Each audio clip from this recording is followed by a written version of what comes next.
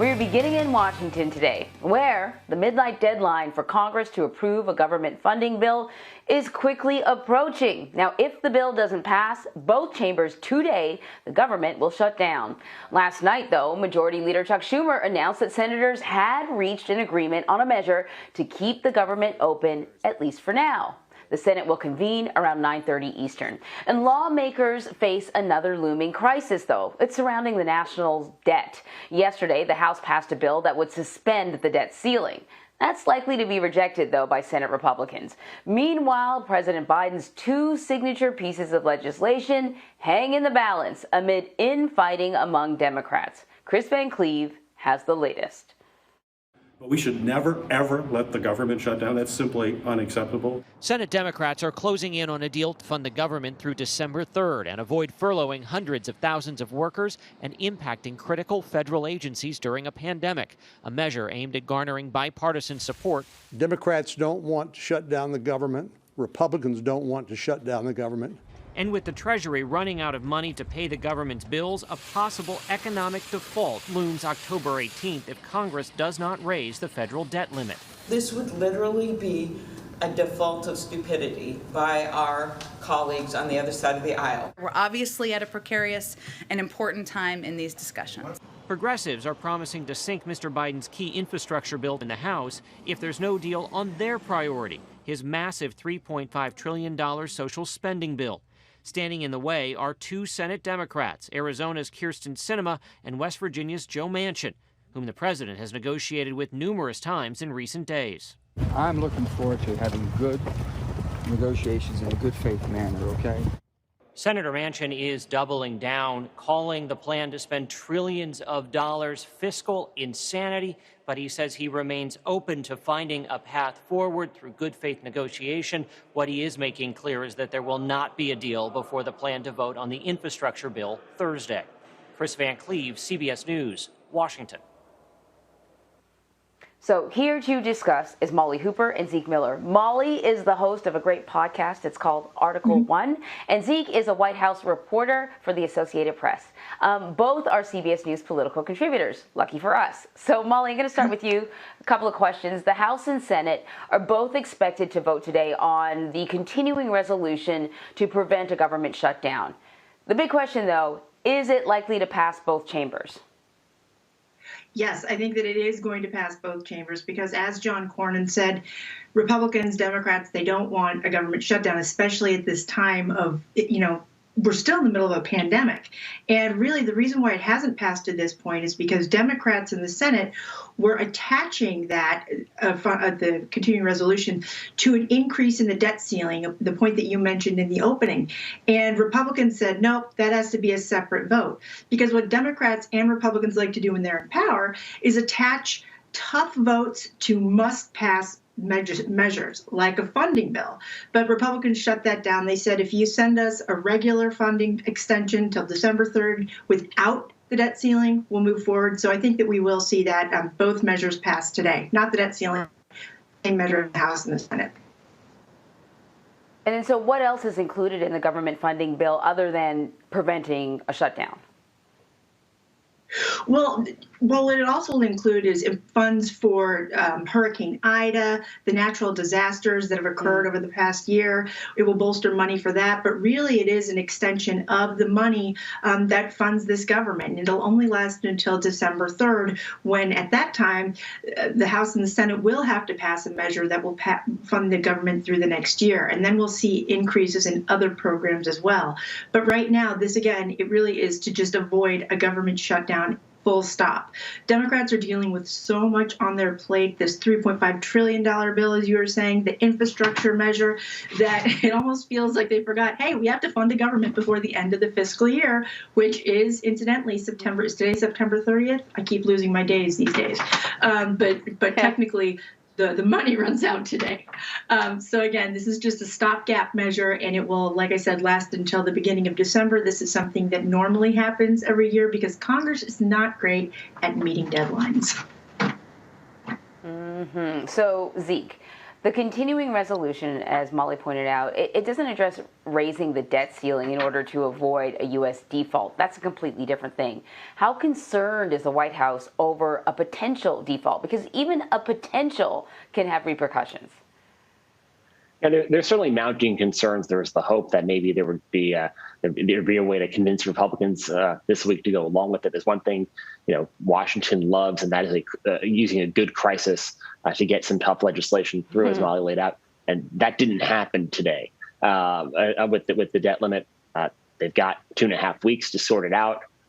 It's going to be close. We've seen escalating warnings from Secretary Yellen and from White House officials that even the prospect of the government not being able to meet its obligations would send ripples, shockwaves really around the world, and undermine the full faith and credit of the United States.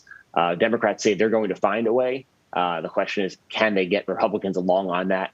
And that's going to be the real test in the next 2.5 weeks. And that is an entirely separate question from, as Molly laid out, the piles of legislation Democrats are also haggling on, and that's been their primary focus over the last couple of weeks. Yeah, let's talk about that. The $3.5 trillion social spending bill, that hasn't come up for a vote in either chamber. And it's not just, Democrats versus Republicans on the price tag. It's also Democrats versus Democrats on the price tag and what that money will be spent on. How are negotiations going? And is there a sense that the president, maybe could be doing more?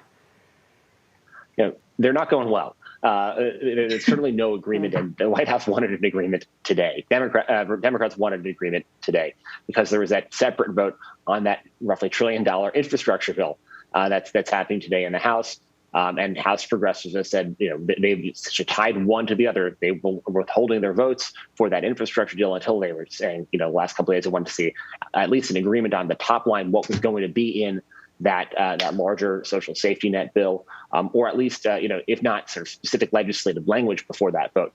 Both of those things seem unlikely. We saw that statement late yesterday from Joe Manchin, really pouring cold water on the entire thing, saying it's not going to be done by the time of this infrastructure vote.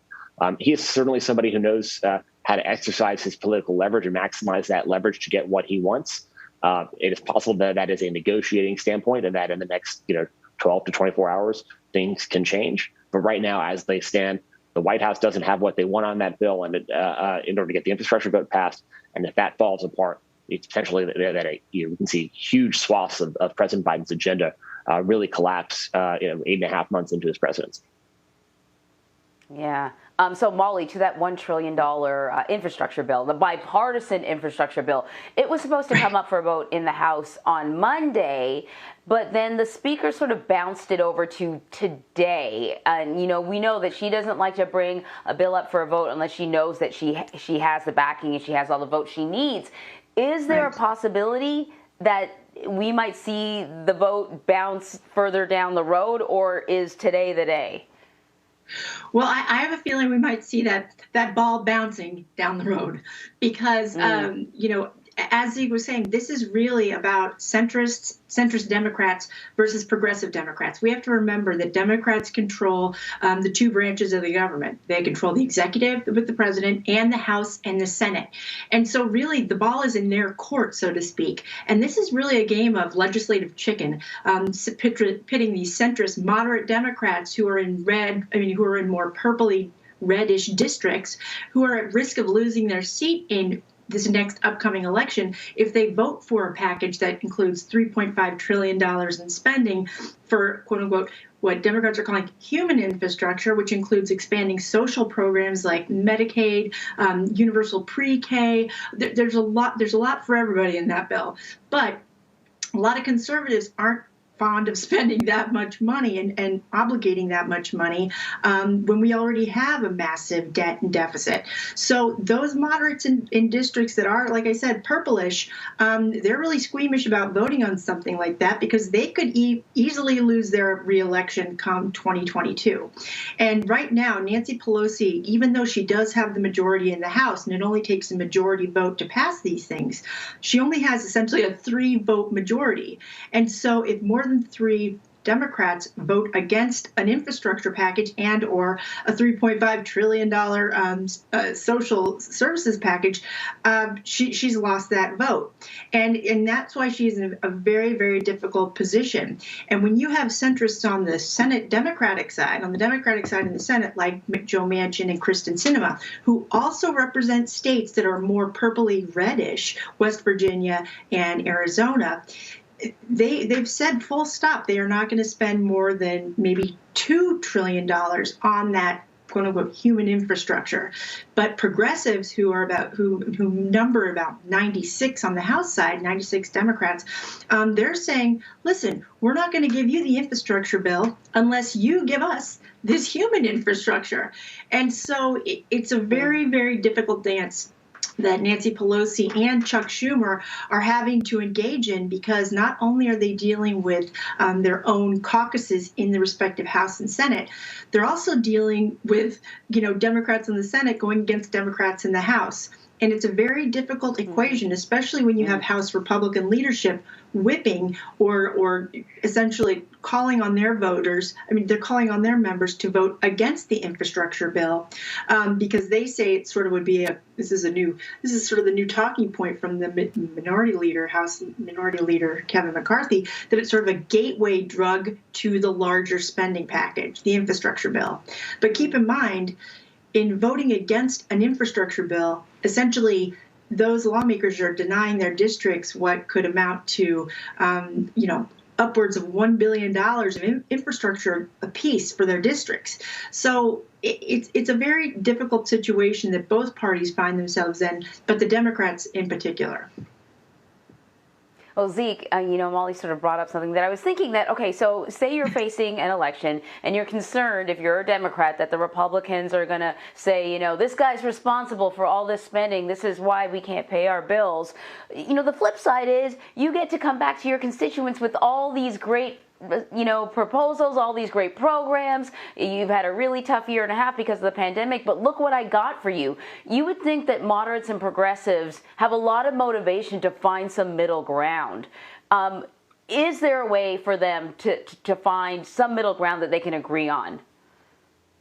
There's certainly room here to negotiate what we've, all the broad proposals that are in this Democratic package. The public surveys of the White House is very fond of this talking point that, they are broadly supported by the American public. Those numbers get a little bit more complicated when you go district by district. And a lot of these members say these might be popular nationally, but then a little less popular at home where I live and where the people who elected me live. That's where some of the complication happens. But also, when it comes to, a lot of the big Democratic concern, like we heard from Senator Manchin, is that the sticker shock of $3.5 trillion. We might see a renewed effort now to bring that number down somewhere a little bit more reasonable, maybe not down to 2, maybe somewhere in between. And likely what we're going to see Democrats try to do is not try to cut popular pieces of that legislation out, but instead, shorten the window for which it's authorized by Congress, which is a standard congressional gimmick. Create a popular program, but only for a short amount of time, and let the next Congress and the next Congress after that reauthorize it and essentially get it part of the political bloodstream. That's one option. The other, and we've heard this from Senator Manchin, is he wants to see more means testing in those programs. So things like free community college, set an income cap for which that, above that, if you make more than that, you're going to have to pay for services like that. So there's some room to bring that sticker shock down. Yeah, it's always sort of a challenge of messaging, right? No one likes to hear trillions of dollars being spent, but they also don't like to hear that their local program is running out of money and won't be able to help them anymore either. So how do you connect the two? Molly Hooper and Zeke Miller, thank you so much, guys. Thanks. Thank you.